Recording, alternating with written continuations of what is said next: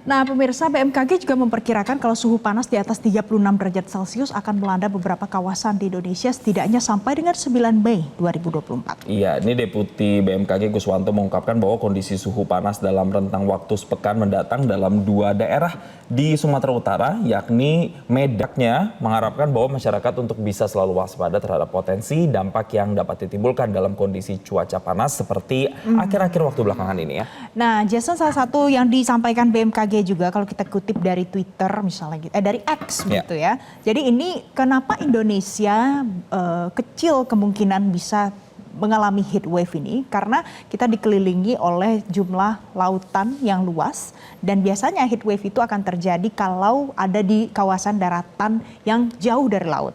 Dan kalau kita lihat juga di Indonesia ini kan masih masuk dalam masa transisi ya. Ada beberapa yang sudah memasuki musim kemarau tapi masih ada juga yang belum.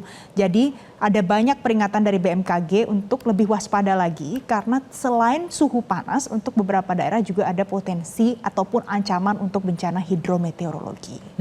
Itu yang juga harus kita waspadai juga ya, walaupun memang BMKG menyatakan bahwa tidak hanya menyatakan tapi memastikan bahwa potensi Indonesia mengalami heatwave itu sangat kecil. Tapi kan yang masyarakat tahu intinya sekarang kita kalau keluar rumah aja udah merasakan cuaca yang panas ya. Lebih panas dari hari-hari biasanya gitu ya. Betul, karena kita sudah masuk musim kemarau tadi di beberapa daerah dan bahkan sampai 37 derajat Celcius. Jadi memang penggunaan misalnya masker, sunscreen itu sangat-sangat diperuntukkan karena dampak kalau kita terkena matahari langsung atau cuaca panas ini macam-macam. Mulai dari yang pertama yang paling ringan adalah mungkin hanya sekedar kulit kering atau sakit kepala. Betul, tapi kalau yang paling parah itu bisa menyebabkan kanker kulit bahkan. Betul, makanya jangan lupa menggunakan tabir surya kalau keluar ruangan, kemudian dehidrasi diri, dan juga kalau misalnya mau bepergian yang agak jauh di siang hari dan jalan kaki jangan lupa bawa payung.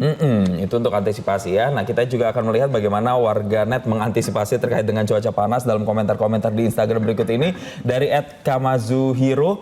Bukannya ini sudah biasa ya tiap tahun. Kalau bulan April kan biasanya panas, pertengahan Mei biasanya bakalan lebih dingin katanya. Oh, justru ada yang berpendapat sebaliknya ya. Nah, karena kan Indonesia luas ya, Jason. Iya. Jadi ada daerah yang sudah memasuki kawasan yang panas duluan. Nah, selanjutnya kita lihat dari @widianti, Depok juga hot banget parah gitu.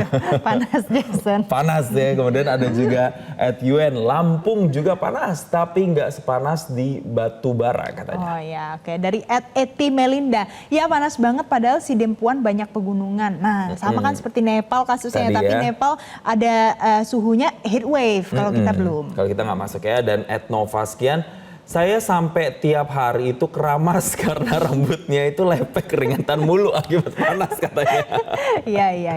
Itu tapi kita bersyukur loh karena Indonesia tidak dan mawas diri ya. Kalaupun terjadi peningkatan suhu yang cukup signifikan, kira-kira 1 atau 2 derajat di tempat tinggal Anda, siapkan diri supaya tidak keringetan, ya, biasanya dehidrasi. Gitu. Nah, kalau berbicara soal panas, biarkan cuaca panas, tapi hati kita dan pikiran kita tidak boleh panas. Jelajahi cara baru mendapatkan informasi. Download Metro TV Extend sekarang.